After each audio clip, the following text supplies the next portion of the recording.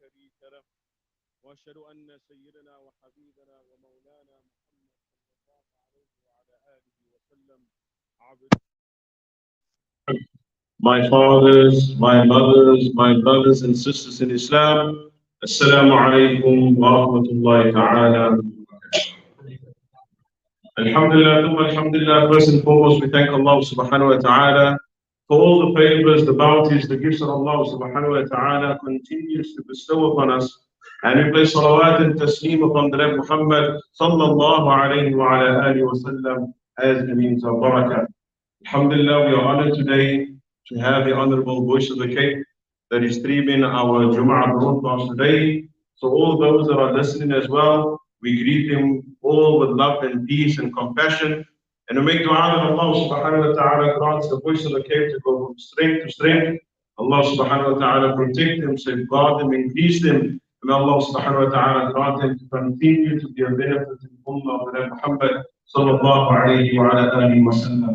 Jama'atul Muslimin, Allah subhanahu wa ta'ala mentions in the Holy Quran, بعد أعوذ بالله من الشيطان الرجيم بسم الله الرحمن الرحيم ومن الناس من يعجبك قوله في الحياة الدنيا ويشهد الله على ما في قلبه وهو ألد الخصام وإذا تولى سعى في الأرض ليفسد فيها ويهلك الحرث والنسل والله لا يحب الفساد وإذا قيل له اتق الله أخذته العزة بالإثم فحسبه جهنم ولبئس المهاد. صدق الله مولانا العظيم.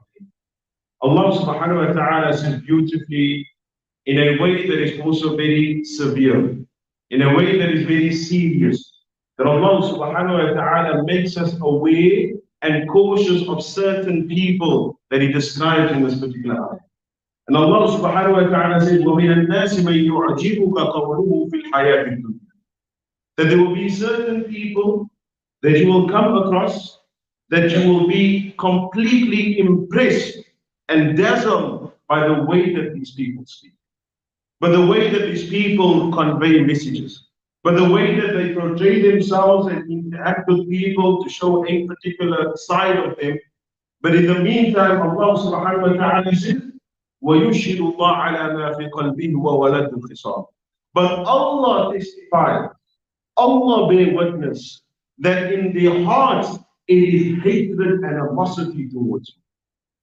And hatred and animosity towards you. وَهُوَ أَلَدُّ الْخِصَامِ. And that in actual fact, Allah subhanahu wa ta'ala says, they are the worst of enemies that one can have. Why? Because they show you one front and the other is hidden. That when it comes to certain platforms or certain positions, I show this side of myself, but they hide the true self that they are. And sometimes when we look Jama'atul Muslimin, when people expose themselves in a way that we know had just occurred within this week, when an individual had come out bluntly cursing and speaking bad and ill of the Sahaba of the Prophet Muhammad sallallahu alayhi wa alihi wa sallam, this was not necessarily completely a bad event, Jama'atul Muslimin. Because just like happened with Sayyidah Aisha, when they had accused her of committing zina, وَنَعُوذُ بِاللَّهِ مِنْ ذَلِكَ, that Allah subhanahu wa ta'ala said in response to this event, لَا تَحْسَبُوهُ شَرًّا لَكُمْ. Don't think that this is bad for you. Don't think that this is evil for you. بَلْ هُوَ خَيْرٌ لَكُمْ.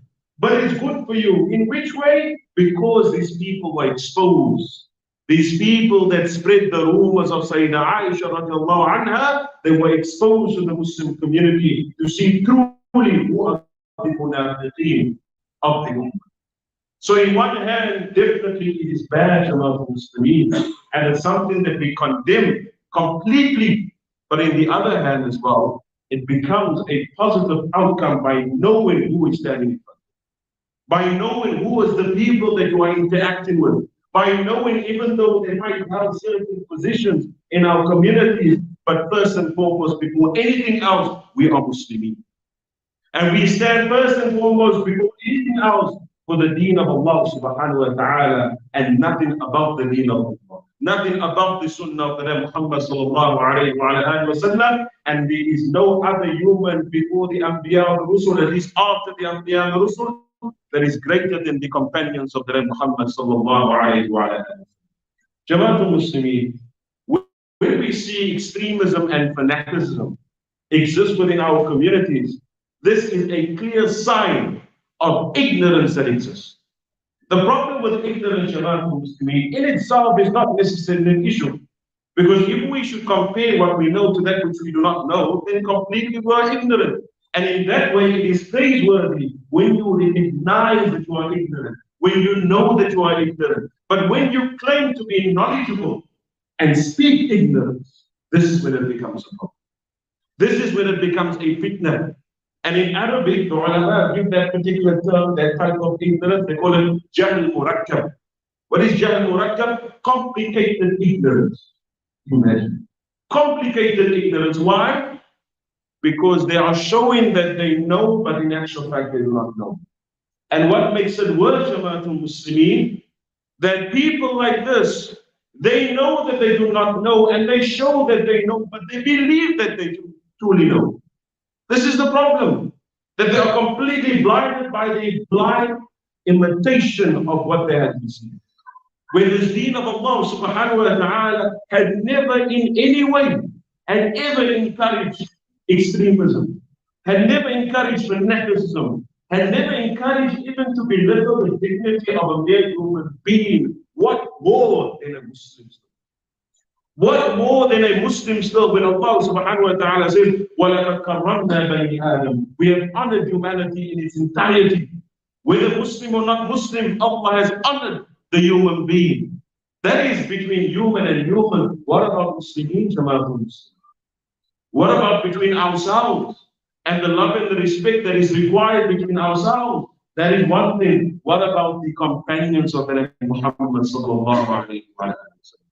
That literally came from the feet and the hands of the Prophet Muhammad sallallahu alayhi wa sallam. We want to claim that we study under this shaykh and under that shaykh, and it gives us some authority. We come with our degrees and our PhDs, Harvard University, Yale University. This is Madrasatul Muhammadiyah.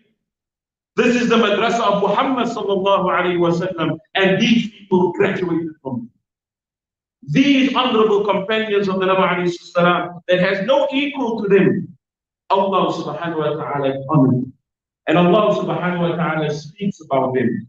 Where Allah subhanahu wa ta'ala says, وَالسَّابِقُونَ الْأَوَّلُونَ مِنَ الْمُهَاجِرِينَ وَالْأَنصَارِ وَالَّذِينَ اتَّبَعُوهُم بِإِحْسَانٍ رَضِيَ اللَّهُ عَنْهُمْ وَرَضُوا عَنْهُ.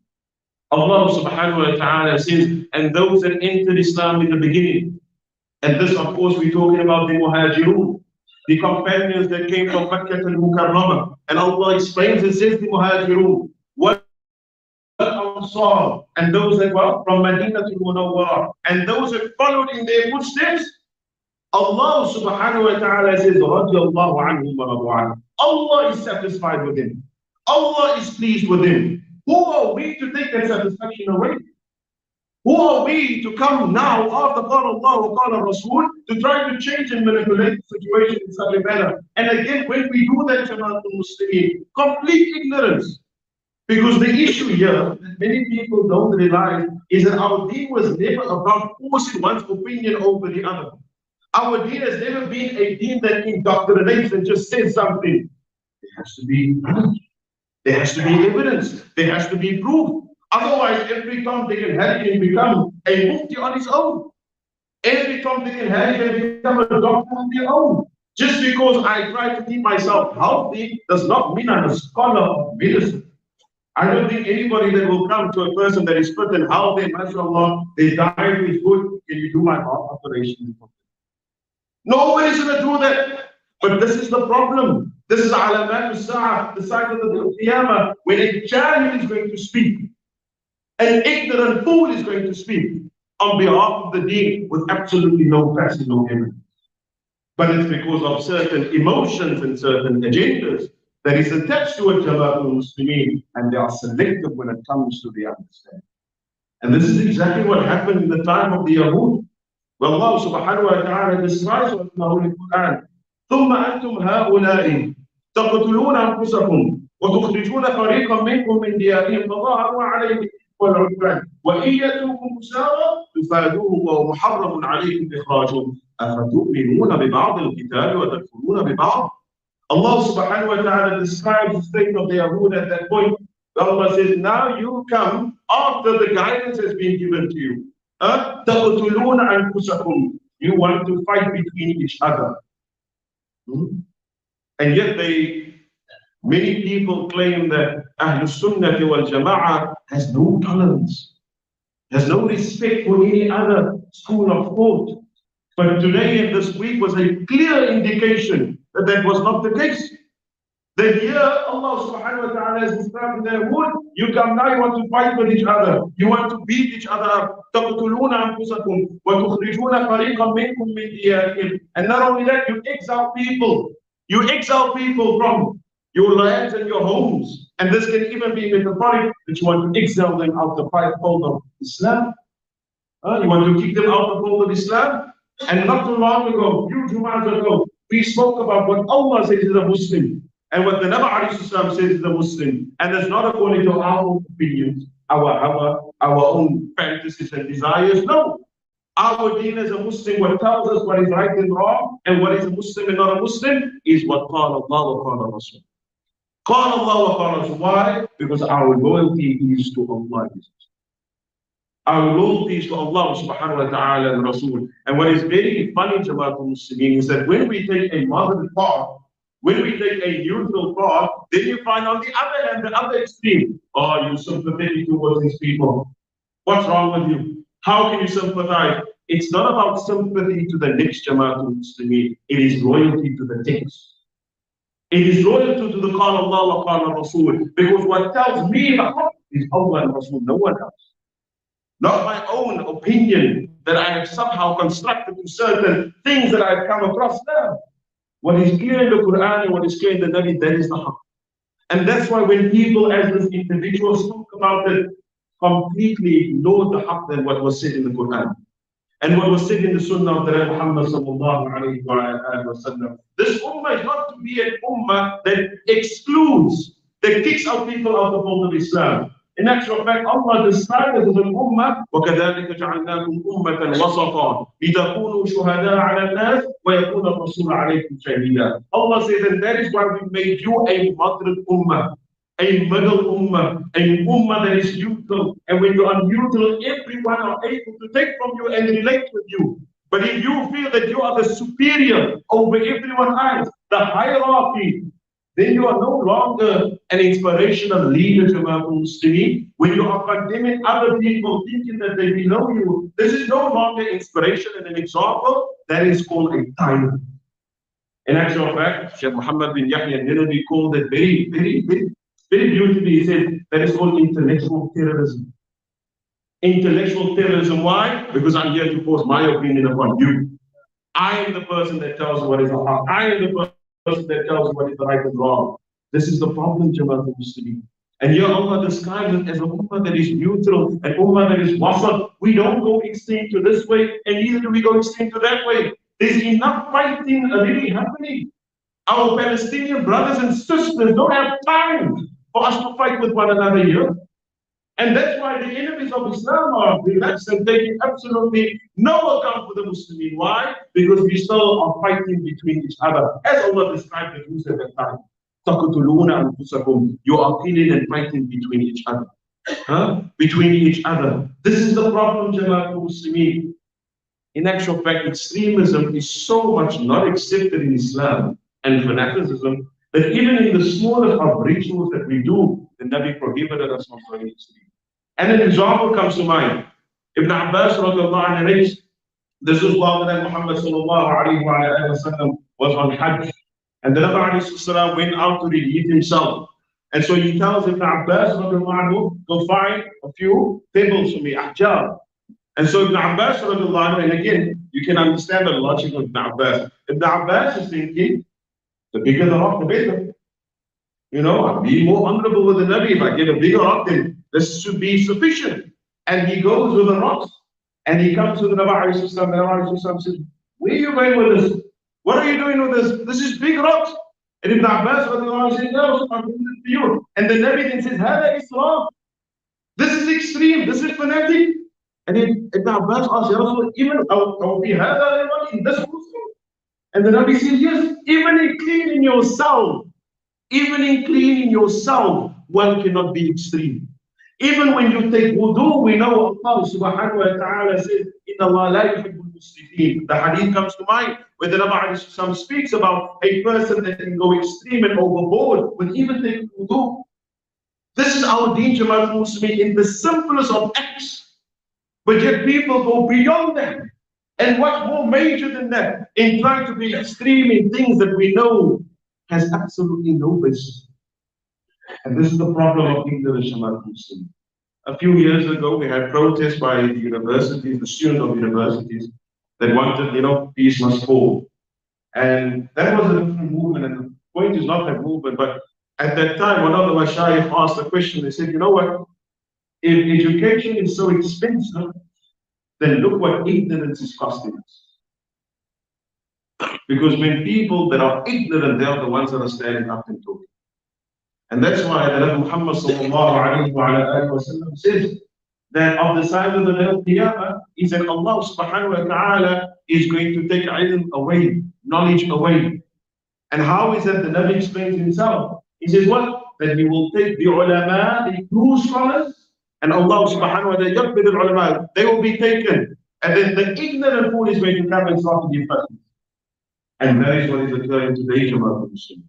That is exactly what is happening today. And then we think, after we apologize and show some sort of remorse, that there's no damage that has been done. Jama'at Muslimin, even though apologizing is definitely needed, but Maaf is not a plaster. It does not provide the infrastructure for the damage that you cause. There has to be positive contribution and constructiveness after you have caused the damage. But where is that? It's as if it never happened. As if Aras, intaha, finished. It's been said, and I ask Ma, and I carry on. No, that is not how we deal with munkar, Jama'at Muslimin. That is not how we deal with bad or evil. Yes, we pardon one another, and we are supposed to forgive each other, but we still have to progress and develop and become better, because that is the objective. But where is that? It's not there. And then they say, this Ummah doesn't want to be united. But what they actually mean is that if you don't join my club, then we're not one. Unity can only happen if you join my club. If you're not going to join my club, then there's no unity. And that is not unity to my Muslim. That is a person forcing their understanding ideology upon another individual. And that's why when we think about ilm, we think about knowledge. Wallahi, it is more needed in our time today to avoid these type of fitna that occurs within our communities. Because when we go back to Qala Allah wa Qala Rasul, then we will see the haqq. Because the Nabi ﷺ, regardless, and just to show, and again, as a Muslim, we believe in the complete righteousness of Sahaba, but just to show that even with a normal human being, the Nabi ﷺ says that you should never slander an individual or backbite an individual. So one of the Sahaba came and said, Ya Rasulullah, what is this backbiting that you are talking about, Ya Rasulullah? And the Nabi says, Dhikru akhaka bima yukrihu. It is to mention that which you know your brother dislikes. That you know that he dislikes. And then another Sahaba asked, Ya Rasulullah, but what if what I'm saying is true? What if what I'm saying is true about this individual, normal individual, Jama'at Muslimin? Then the Nabi said, if it is not true what you said, then you have slandered him. And if it is true what you said, then you have just backbited him. And Allah speaks about backbiting. Allah subhanahu wa ta'ala says, أَيُحِبُّ أَحَدُكُمْ أَنْ يَأْكُلَ لَحْمَ أَخِيهِ مَيْتًا فَكَرِهْتُمُوهُ? Would you be of people that likes to eat the dead flesh of your brother in Islam, and you know you will dislike that? So no, on any account, can anybody justify slandering or backbiting Jama'at Muslimin? More so even with the honorable companions of the Prophet Muhammad sallallahu alaihi wasallam. We ask Allah subhanahu wa ta'ala to grant that this ummah yields, that this ummah truly starts to prioritize the fundamentals that which is priority within our deen. And the secondary issues, we identify them as secondary and we put that aside for now, just so that we are able to become an ummah again. Because the Palestinians and many other oppressed people can't afford us still fighting one another on these issues, Jamaat. They cannot afford. In actual fact, one of the ministers, that I can't get to her name exactly, but she was one of the prime ministers of Israel. I think this was a few, about maybe 50 years ago, but I can't come to her name. Female minister. One of the things that was documented that she said that while Fajr is not like Jumu'ah, we don't have to fear the Muslims. She recognized the power in that unity. She saw that while the Muslim Ummah's Fajr is not like Jumu'ah, sit back and relax, they're not going to do anything else. So this shows us, Jamaatul Muslimin, if she can recognize what is wrong, and that is your ibadah to Allah before anything else. That is your iman in Allah before anything else. It is about how your relationship is with Allah subhanahu wa ta'ala. Then we will be able to get there. Because when Allah subhanahu wa ta'ala says in the Holy Quran, وَتَعَاوَنُوا عَلَى الْبِرِّ وَالتَّقْوَى وَلَا تَعَاوَنُوا عَلَى الْإِثْمِ وَالْعُدْوَانِ, work together from that which is good and righteous, and do not work together from that which is evil and bad. Allah did not mention what group we should work. Allah did not give a title to the group. Allah did not give a name to the group. And Imam Sha'rawi said that means regardless of the person and their background or where they come from, if the niyyah and the intention is good, then we can work. Then we can work with him. And that is what we need to get back to Jamaatul Muslimin. It is looking at our ibadah to Allah subhanahu wa ta'ala first and foremost, and looking at our relationship with Allah, so that can overflow to the rest of the ummah. And once that happens, as Allah describes true believers when they find success, but أَفْلَحَ الْمُؤْمِنُونَ الَّذِينَ هُمْ فِي صَلَاتِهِمْ خَاشِعُونَ. Look at that. We think that the deen is so complicated and technical. Allah subhanahu wa ta'ala tells us what made the believers successful. Allah says, but أَفْلَحَ الْمُؤْمِنُونَ. The believers became successful. How, Ya Rabbi? What is their description? الَّذِينَ هُمْ فِي صَلَاتِهِمْ خَاشِعُونَ. Number one, they are completely submissive and focused in their salah with Allah subhanahu wa ta'ala. وَالَّذِينَ هُمْ عَنِ اللَّغْوِ مُعْرِضُونَ. And that which comes to useless talk, fitna, gossip, backbiting and slander, Allah says they leave that and they do not engage in it. Truly, when we start fulfilling these simple conditions, I believe this is when the ummah will start to take its place again and start to show the strength of this ummah, because our strength is not in numbers, Jamaatul Muslimin. Our strength is in iman. That's what the Sahaba displayed. That even though they were few in numbers whenever they faced their enemies, but because of the level of the iman, the quality of their hearts, they overpowered their enemies. So may Allah subhanahu wa ta'ala grant us that our iman increases, that we have complete conviction in Allah subhanahu wa ta'ala, that we are sincere in displaying our love to the Nabi Muhammad sallallahu alayhi wa sallam, our love towards Sahaba, our love to the family of the Nabi Muhammad sallallahu alayhi wa sallam. May Allah subhanahu wa ta'ala grant that love that we have for one another becomes not only a means of our strength, but becomes a means of Jannah, that we'll all be gathered together in the presence of the Nabi Muhammad sallallahu alayhi wa sallam. Jamaatul Muslimin, just a few announcements inshallah ta'ala. First and foremost, just to announce that the hall is for hire at Zeenatul Islam Masjied here in U Street, District 6. Also, Jazakumullah khair for everyone that is moving forward every time, alhamdulillah. We're starting to notice that there is much more place for the brothers to make salah at the back, alhamdulillah. And then, of course, inshallah, we had our dhikr this Thursday fast. So not this Thursday coming, the Thursday after, we have again our dhikr, inshallah. All are welcome to join me in Allah ta'ala, males and females. And of course, you can follow our live streaming for all the programs that we have on our webpage, Zeenatul Islam Masjied. That is available, inshallah ta'ala. Jazakumullah khairan for all those that contributed towards the masjid, those that were outside and inside as well. Allah subhanahu wa ta'ala reward you abundantly. Allah increase you in all khair and barakah, amin ya rabbal alameen. And for those that still want to contribute, inshallah, Our banking details is as follows: Standard Bank Atco, branch number 0259909, account 073287465. May Allah subhanahu wa ta'ala grant all khayr and barakah bi'idhnillah. وصلى اللهم على سيدنا محمد وعلى آله وصحبه وبارك وسلم ودعوانا الحمد